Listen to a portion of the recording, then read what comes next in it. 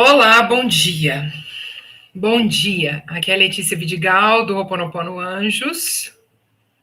E hoje estamos de volta com mais uma leitura e estudo do livro Quebrando o Hábito de Ser Você Mesmo, de Joe Dispenza. O livro que nós estamos lendo agora. Bom dia, Carol, seja bem-vinda. Bem-vindo a todas. Gratidão pela presença de vocês. Estamos aí na nossa 36ª leitura já do livro Quebrando o Hábito de Ser Você Mesmo, capítulo 8, finalizando aí a parte 2. Ana Flávia, bom dia. Peraí que deu uma secada aqui, gente. Ana Flávia, bom dia. Ingrid, gratidão. Gratidão, Carol. Eu que agradeço. E fica aí o pedido de quem está assistindo esse vídeo para deixar seu like, para se inscrever no canal, para que mais pessoas possam acessar esse vídeo e se beneficiar sempre desse conteúdo do Dr. Joe Dispenza.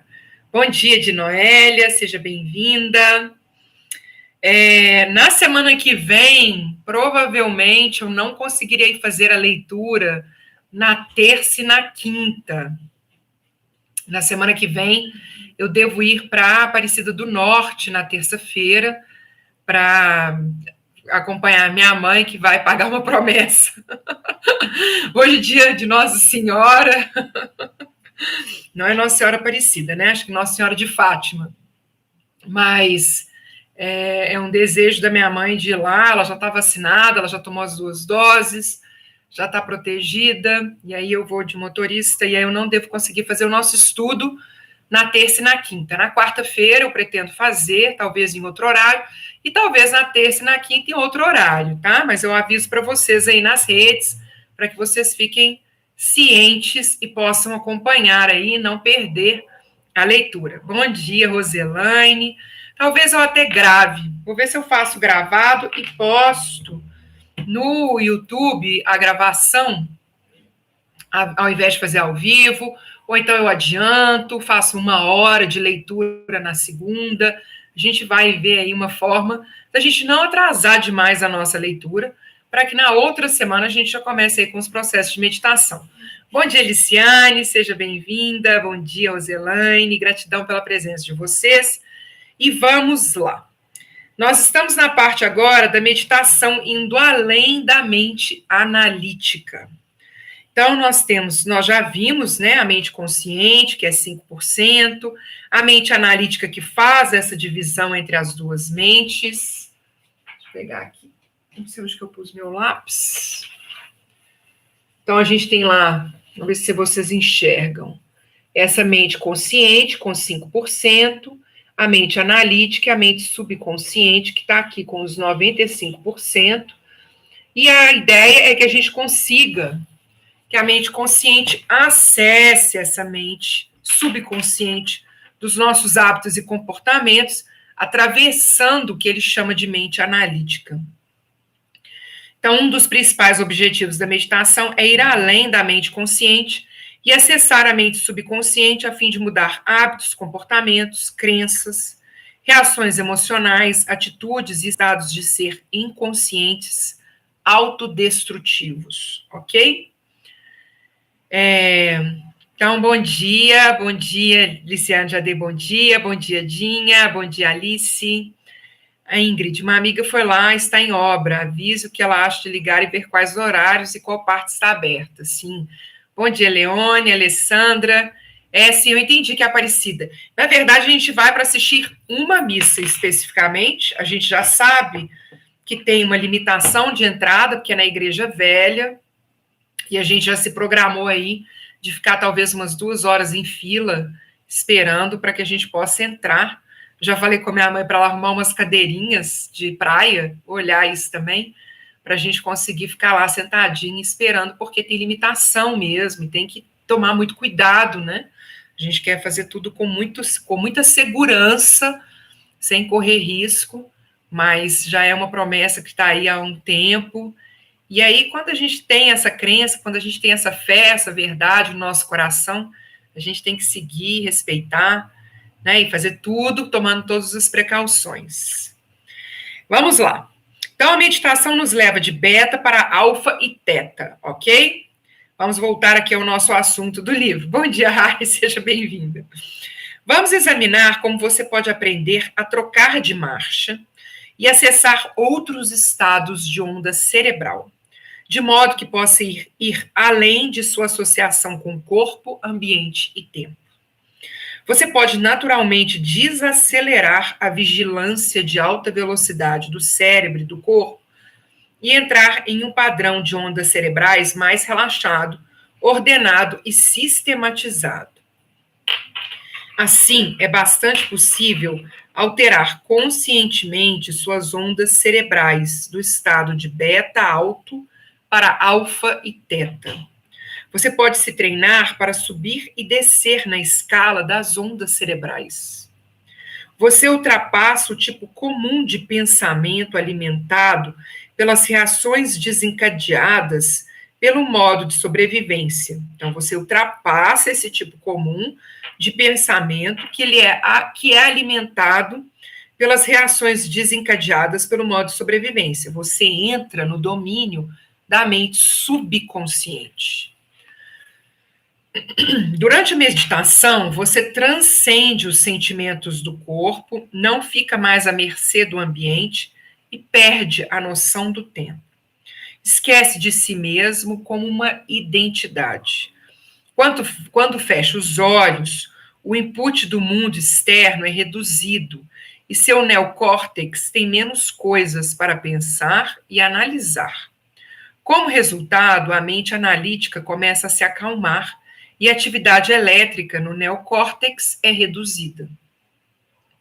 Ok? Bom dia. E Clair, bom dia, Lena. Bom dia, Rai. Então, quando você calmamente presta atenção, se concentra e foca de forma relaxada, automaticamente ativa o lobo frontal, o que reduz os disparos sinápticos no restante do neocórtex. Portanto, você diminui o volume nos circuitos do cérebro que processam tempo e espaço. Isso permite às ondas cerebrais desacelerarem naturalmente para alfa.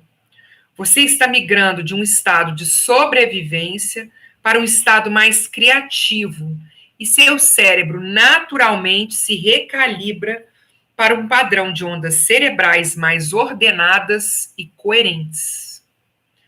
Bom dia, Cláudia, querida, seja bem-vinda. Uma das últimas etapas da meditação, se você continuar praticando, é migrar para a frequência de onda teta, quando seu corpo está adormecido, mas sua mente está desperta. Essa é uma terra mágica. Você atinge um sistema mais profundo do subconsciente e é capaz de mudar imediatamente as associações negativas para outras mais positivas. É importante lembrar que se você condicionou o corpo a se tornar a mente, e seu corpo está, de certa forma, adormecido, enquanto sua mente está desperta, dá para dizer que não há mais resistência do corpo-mente. Em teta, o corpo não está mais no controle e você está livre para sonhar, mudar programas subconscientes e, finalmente, criar a partir de um local totalmente desobstruído. Quando o corpo não está mais gerindo a mente, o funcionário não é mais o patrão. E você trabalha em um reino de poder verdadeiro. Você é como uma criança novamente entrando no reino dos céus. Então, é isso. A gente está tirando essa força e esse poder do nosso corpo, que se tornou a mente, para a gente assumir novamente o controle. Mente consciente. Dormir, talvez descer, depois subir a escada naturalmente. Quando você vai dormir, passa pelo espectro dos estados de ondas cerebrais, de beta para alfa, teta e delta. De modo similar, quando você acorda pela manhã, naturalmente vai de delta para teta, alfa e beta, retornando à atenção consciente. Quando volta do submundo e recobra os sentidos, você se lembra de quem é, dos problemas de sua vida, da pessoa dormindo ao seu lado, da casa que possui, de onde mora e pronto. Por associação, você está de volta a beta como o mesmo você. Algumas pessoas despencam rapidamente por esses níveis, como uma bola de aço caindo do topo de um edifício. Seus corpos estão tão fatigados que a progressão natural, escada abaixo, rumo aos estados subconscientes, acontece rápido demais. Outras não conseguem trocar as marchas para descer a escada naturalmente até o sono. Estão excessivamente focadas nas sugestões que reforçam seus estados emocionais e mentais viciantes. Ficam insones e podem tomar medicamentos para alterar o cérebro e sedar o corpo quimicamente. De uma forma ou de outra, problemas no sono podem indicar que o cérebro e mente estão fora de sintonia. As melhores horas para meditar, de manhã e à noite, quando a porta para o subconsciente se abre. Como resultado das alterações diárias normais na química cerebral, de forma alternada, o cérebro produz serotonina, essencialmente um neurotransmissor diurno que o deixa alerta, e melatonina, o neurotransmissor noturno, que começa a relaxá-lo para o sono. Há dois momentos em que a porta para a mente subconsciente se abre: quando você vai para a cama à noite e quando acorda pela manhã. Por isso é uma boa ideia meditar pela manhã ou à noite, pois será mais fácil deslizar para um estado alfa ou teta. Gosto de acordar cedo para começar o processo, pois embora ainda esteja meio que sonhando, ainda estou em alfa também. Pessoalmente, prefiro criar a partir de uma tábua rasa. Outros preferem tarde da noite, sabem que o corpo, que estava no controle durante o dia, agora está muito cansado para ser a mente. Podem criar sem qualquer esforço, prolongando a fase alfa e até entrando em teta, enquanto ainda estão despertos. A meditação no meio do dia pode ser difícil, especialmente se você trabalha em um escritório movimentado, cuida de uma casa com crianças que exigem atenção total, ou está envolvido em atividades que requerem concentração intensificada. Nessas horas, você pode estar no meio de beta alto, e isso pode exigir mais esforço para passar pela porta.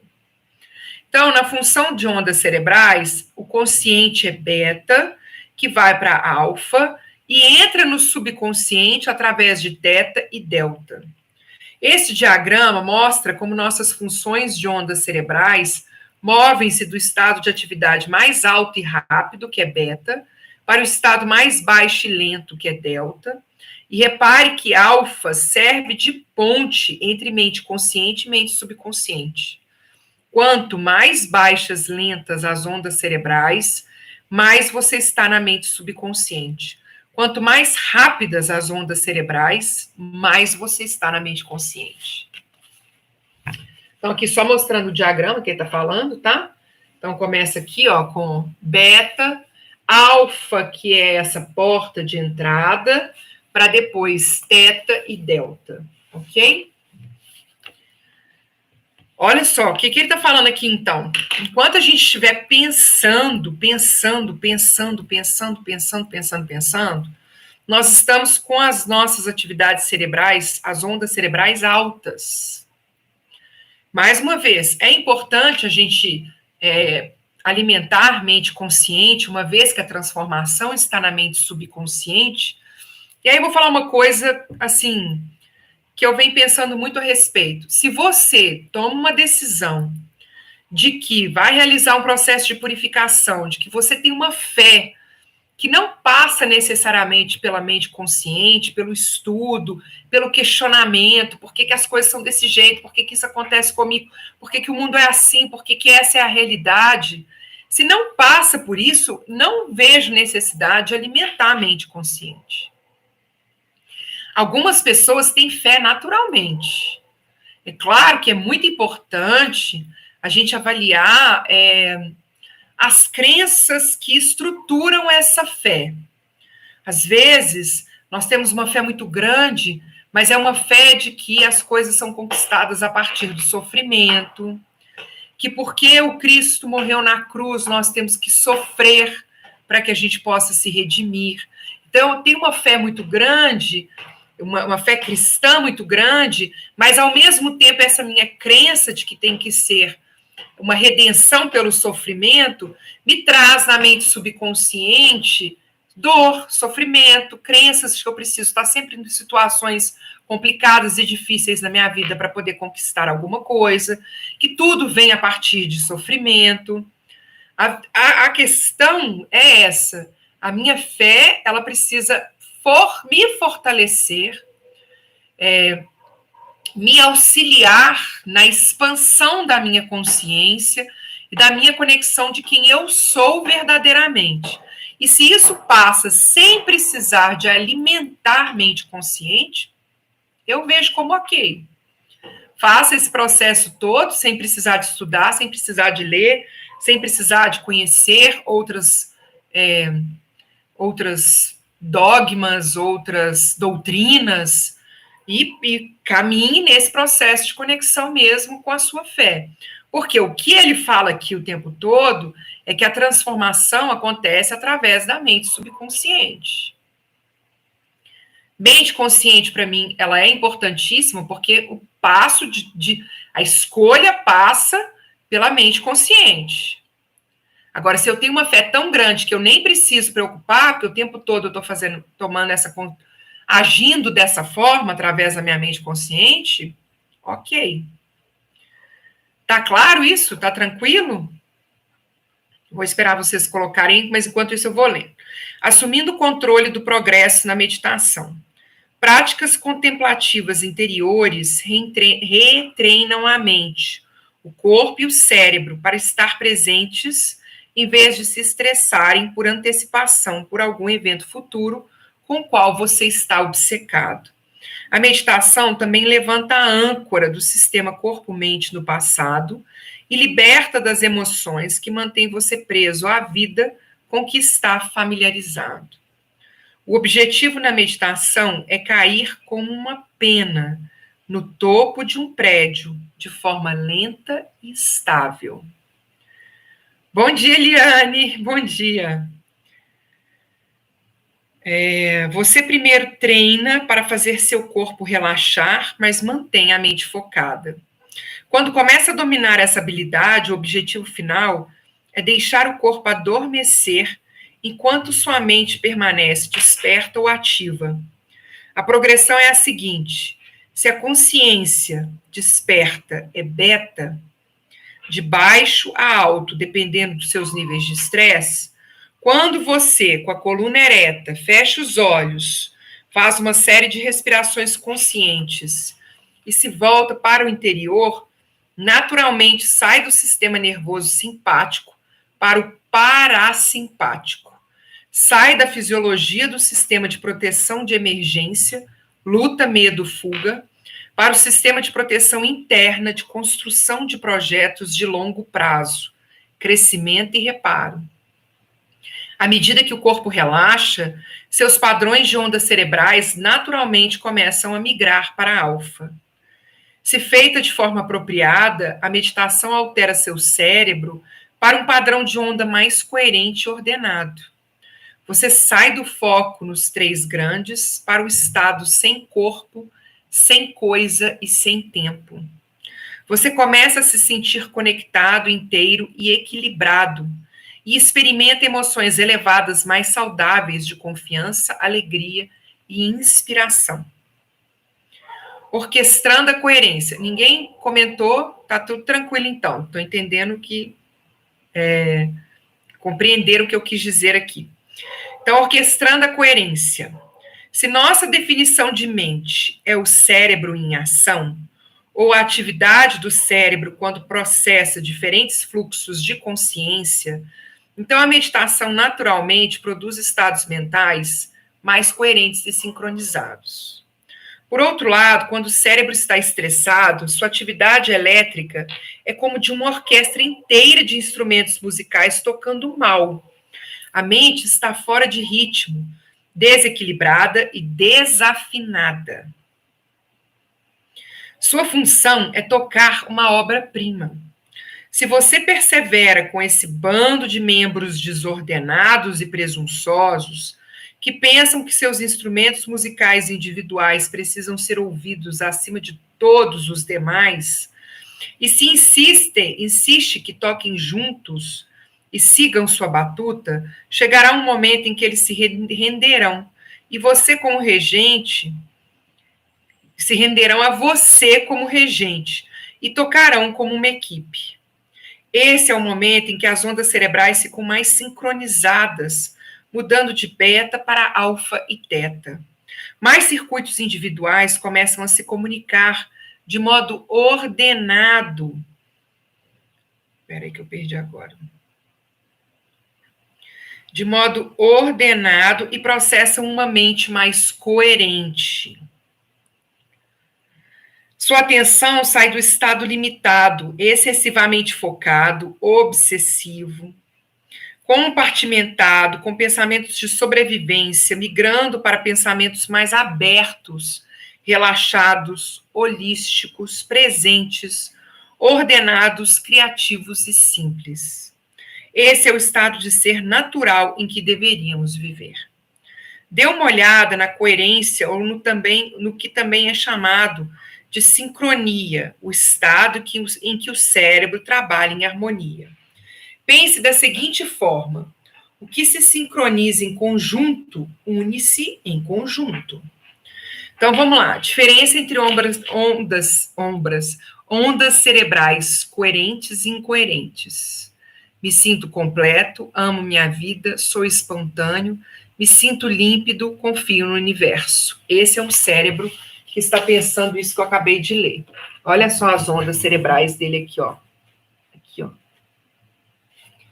Já um cérebro que está pensando assim: minhas costas doem, ninguém me ama, não consigo dormir, me sinto doente, não há tempo suficiente, não tem dinheiro suficiente, as ondas cerebrais estão dessa forma assim. Todas desreguladas. E uma se sobrepondo à outra, né? Isso que é o mais incrível, assim. Para mim, o que fica mais impressionante é esse desenho, né? Esse desenho que a gente viu. Só que além de ser uma linha totalmente maluca, uma linha que vai se sobrepondo a outras. Estão vendo que tem um mais sombreado, tem uma nuvenzinha, e tá tudo um para alto, para cima, o outro, então tudo desregulado. O cérebro coerente prepara o terreno para a cura. O novo sinal ordenado e sincronizado do cérebro para o corpo organiza os diversos sistemas em homeostase. O sistema cardiovascular, digestivo, imune, e todos os demais entram em coerência. Quando o sistema nervoso se recalibra, toda a enorme quantidade de energia que era necessária para a sobrevivência agora pode ser utilizada para a criação. O corpo começa a se curar. Por exemplo, José, um dos participantes de meus seminários, contou sobre uma das primeiras vezes em que praticou meditação quando tinha cerca de 20 anos. Naquela época, ele tinha 10 verrugas do tamanho de azeitonas na mão esquerda.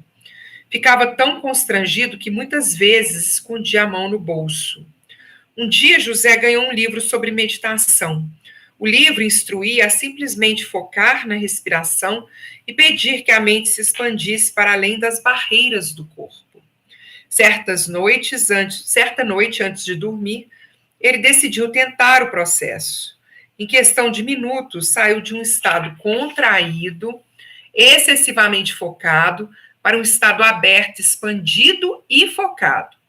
Quando ele abandonou a personalidade costumeira e se tornou algo diferente de seus pensamentos e sentimentos típicos, saiu dos habituais padrões aleatórios de pensamento dirigidos pelo ego familiar e foi para uma noção expandida de eu. Quando isso ocorreu, alguma coisa mudou. Na manhã seguinte, quando José acordou, todas as verrugas tinham desaparecido completamente. Chocado e super feliz, ele procurou vestígios delas nos lençóis, mas não conseguiu encontrar.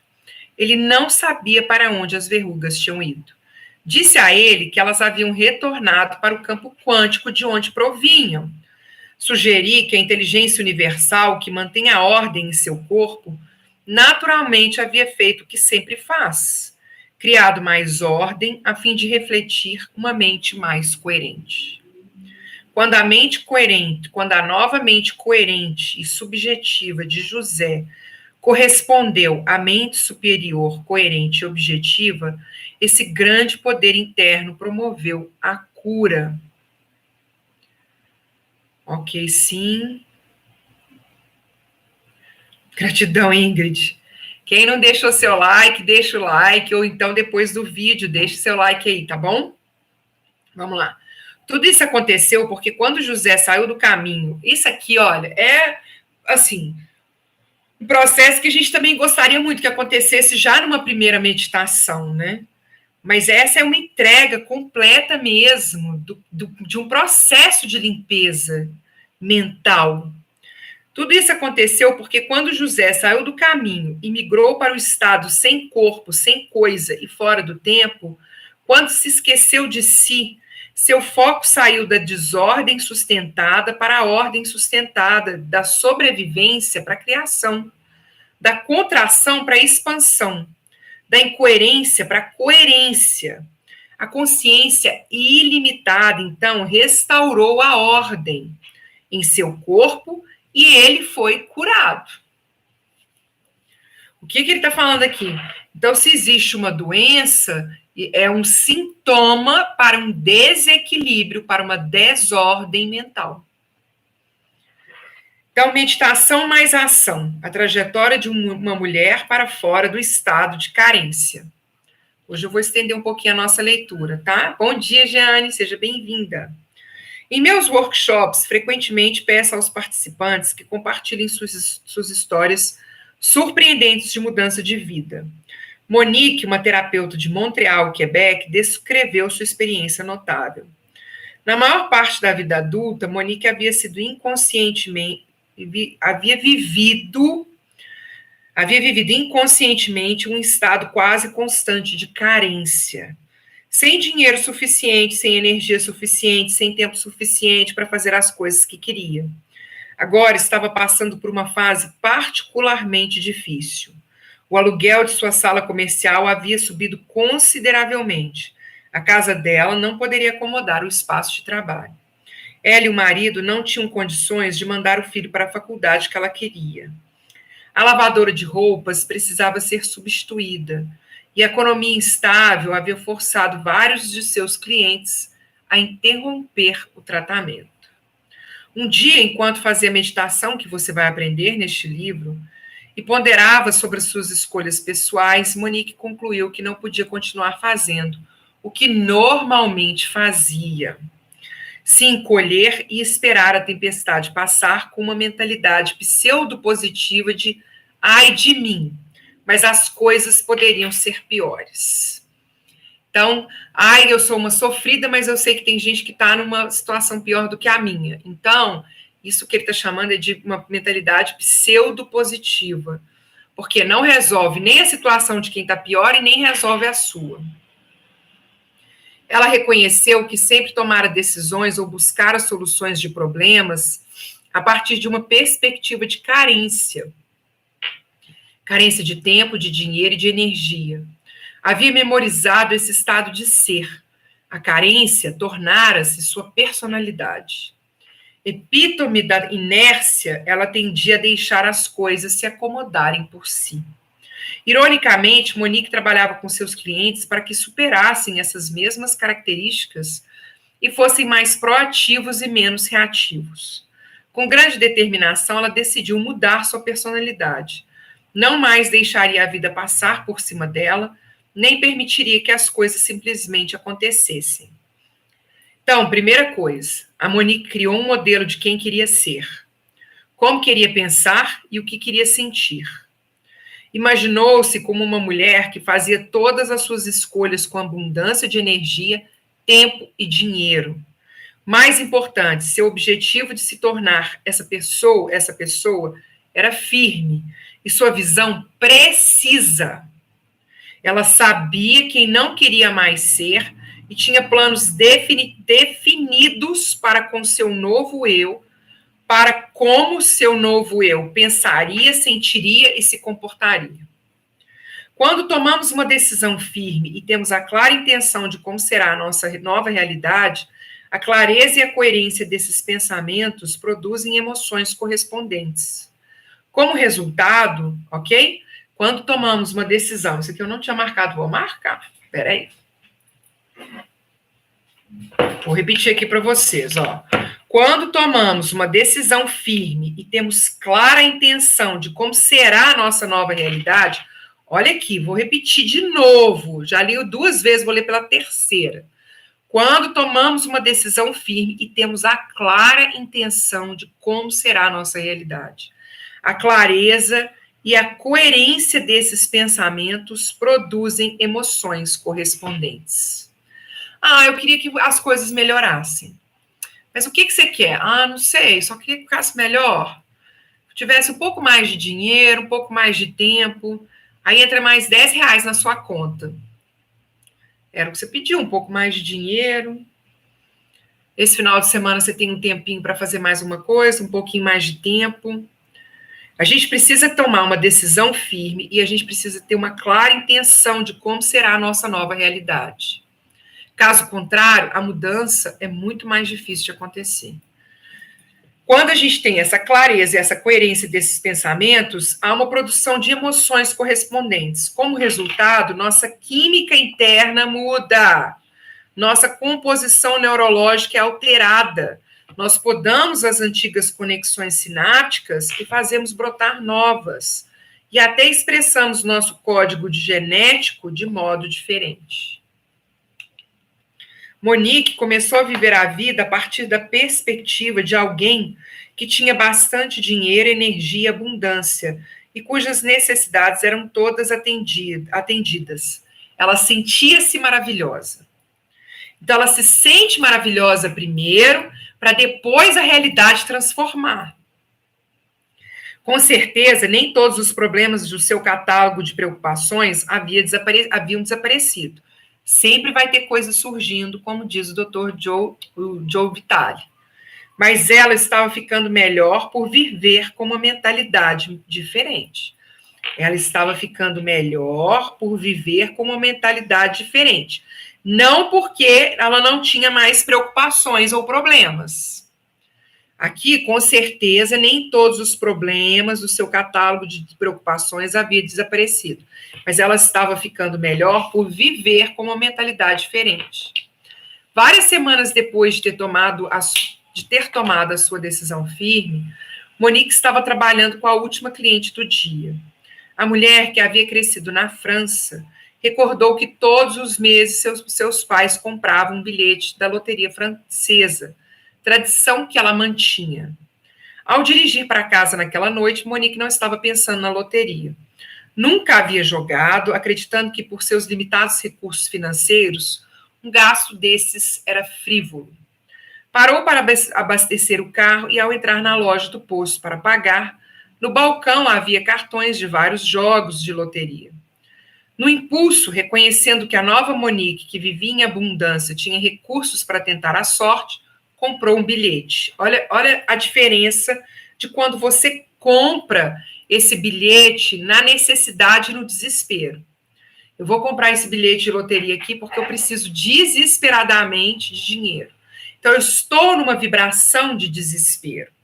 Aqui, ela entra numa vibração de abundância. Eu já tenho recursos, eu já estou bem, mas compro o bilhete e compro o bilhete.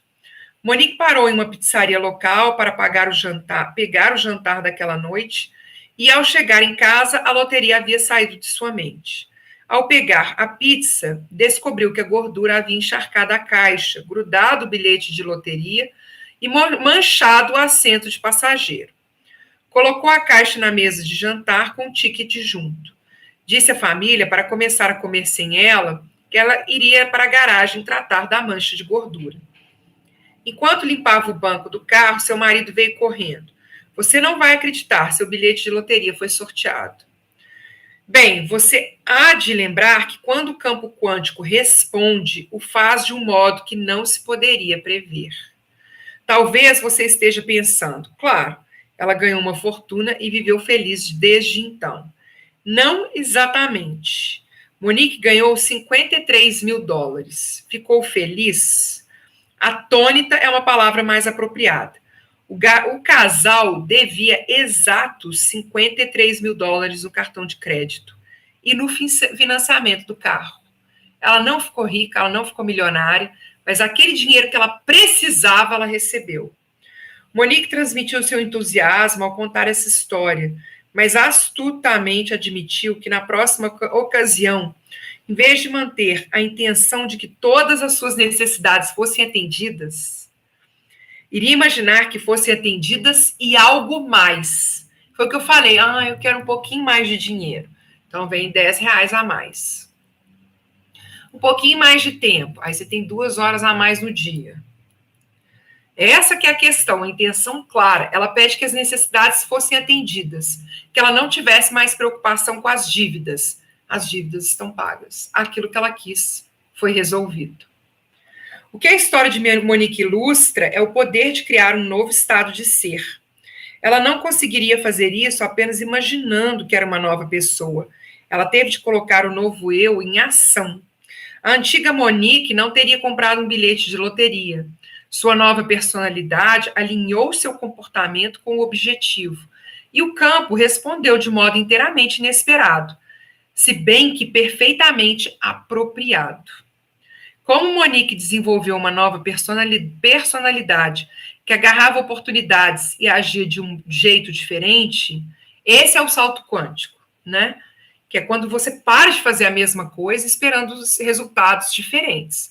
Você começa realmente a fazer coisas diferentes.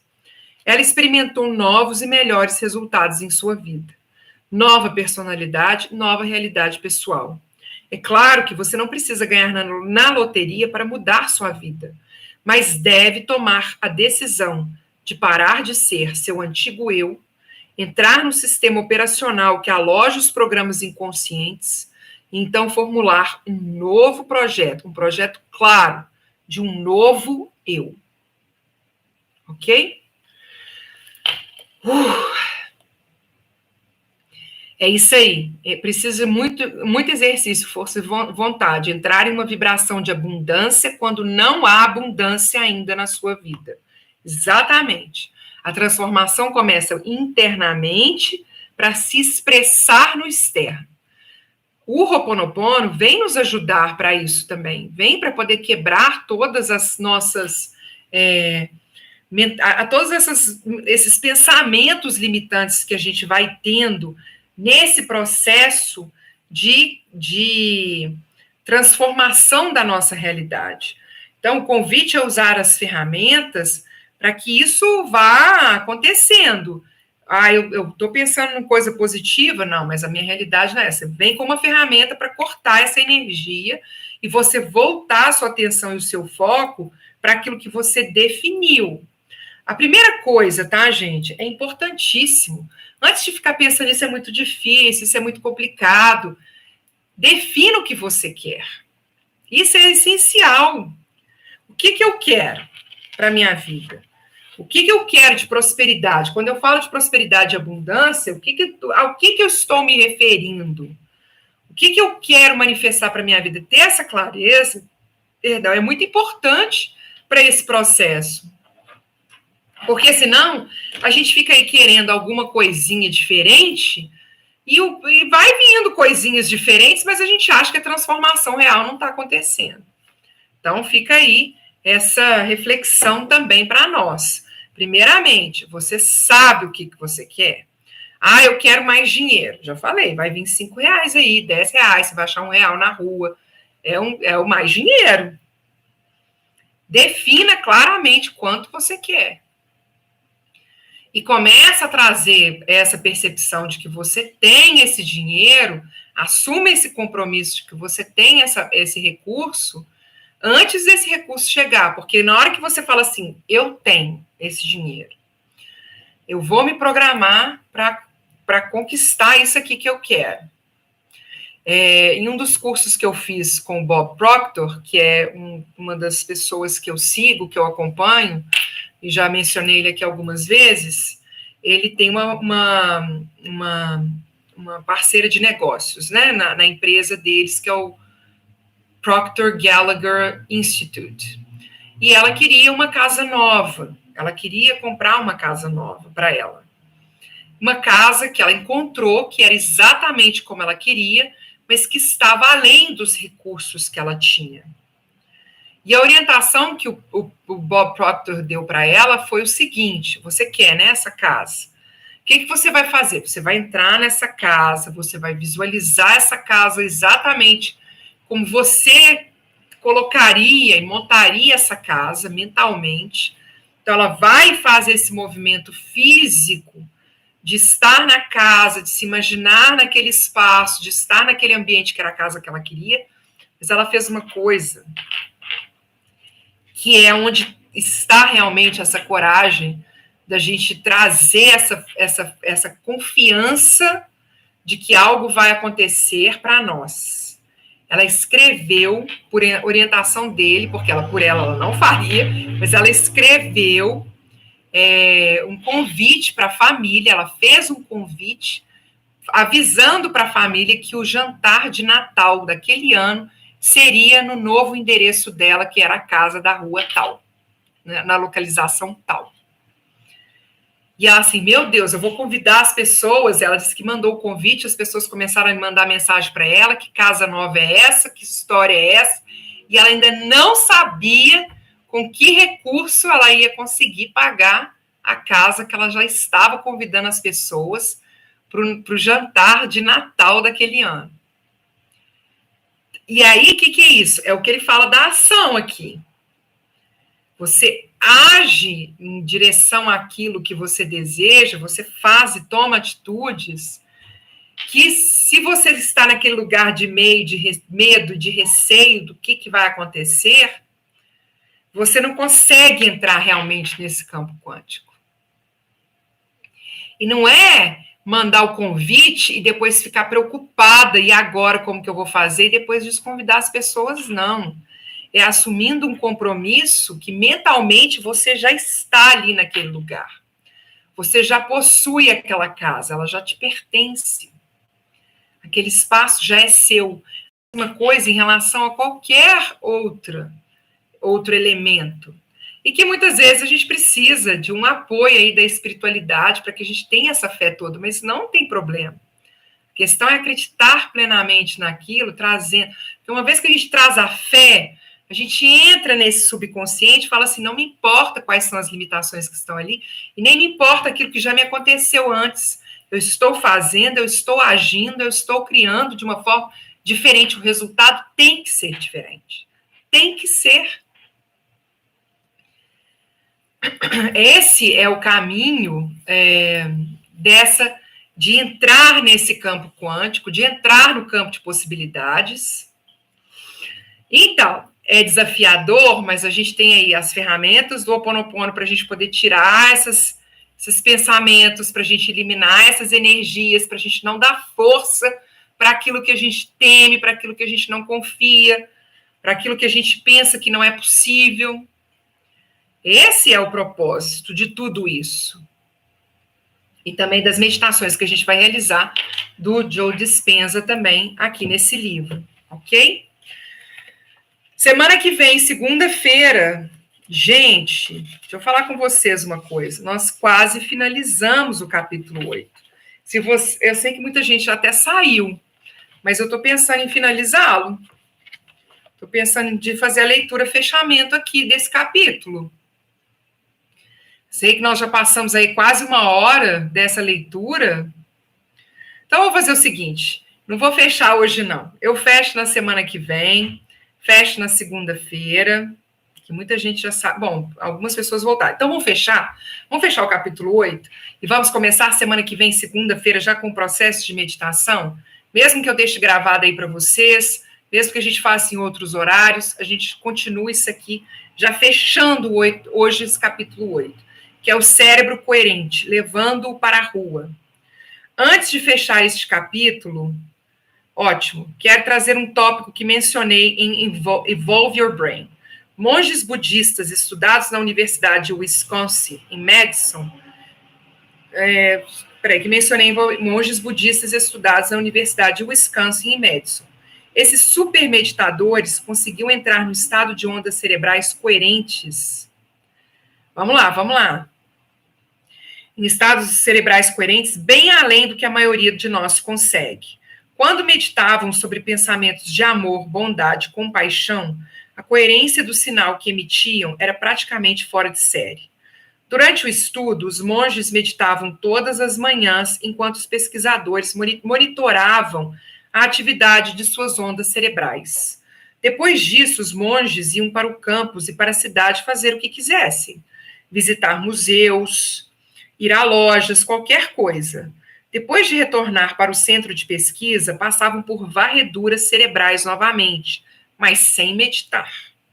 Surpreendentemente, apesar de não meditarem ao longo do dia e de estarem submetidos aos sinais caóticos e incoerentes a que o mundo exterior nos expõe, eles mantinham os padrões cerebrais coerentes que haviam alcançado na meditação. Presença o tempo todo. Quando enfrenta a profusão e a confusão de estímulos produzidos pelo mundo externo, a maioria de nós recua para o modo de sobrevivência e produz as substâncias químicas do estresse. Essas reações de estresse são como desreguladores que embaralham os sinais cerebrais.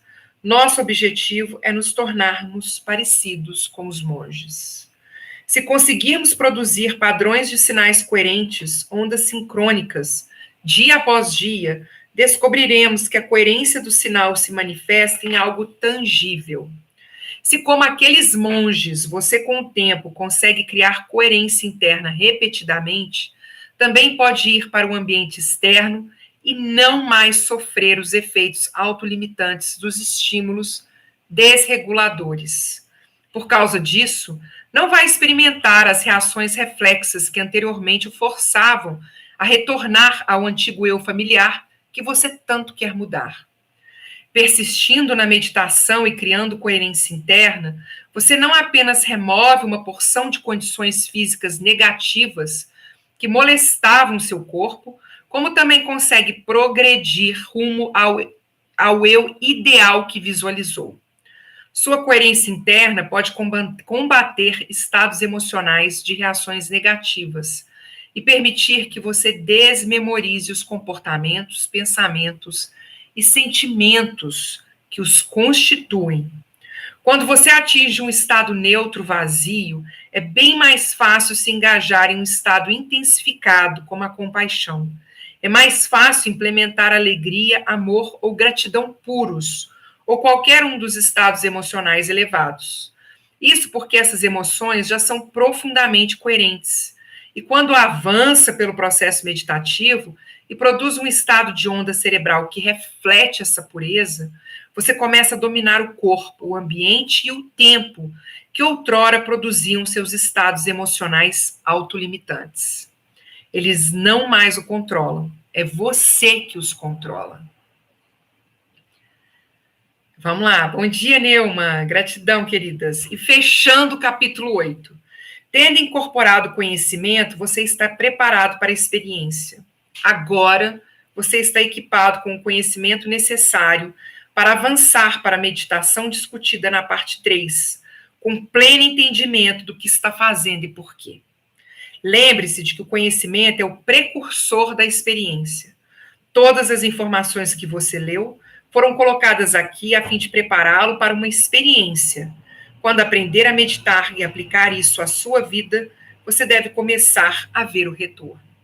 Na sessão que se segue, você aprenderá a colocar tudo isso em prática e a começar a fazer mudanças mensuráveis em qualquer área de sua vida.